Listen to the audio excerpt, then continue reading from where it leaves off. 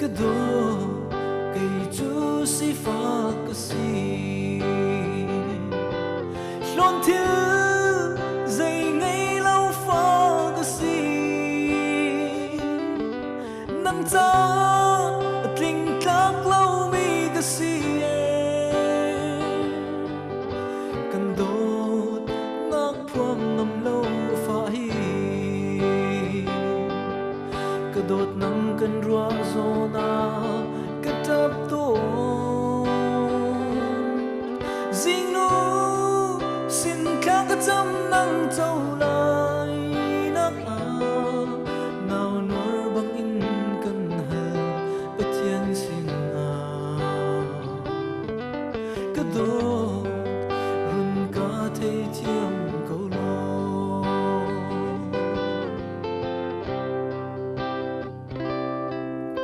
cái đốt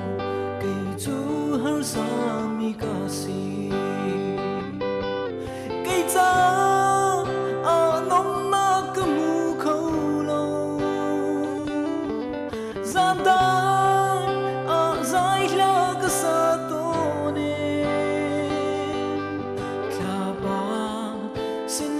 khin cái puan theo to cái đốt nắng cần rua zona cái tập to riêng nu xin khác cái trăm năm trâu lại nắng nào nuôi bằng in cần hờ bất thiên xin cái đồ run cả thấy thiêng câu lo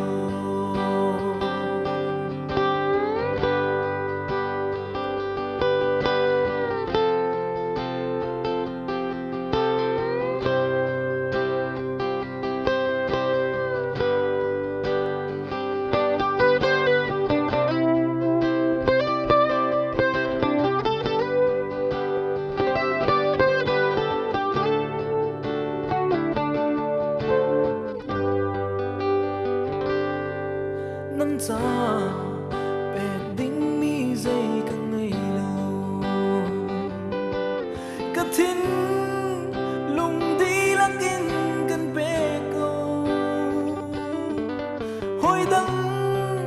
hệ ta chung ngâm xin lại lâu mình sẽ cái đi lắc in cần bê dây tích chan ta la thiam ngamo tin cây cánh hoa rung rợ câu cái đồ nào nuôi bằng in cần hờ bất thiên xin cái đồ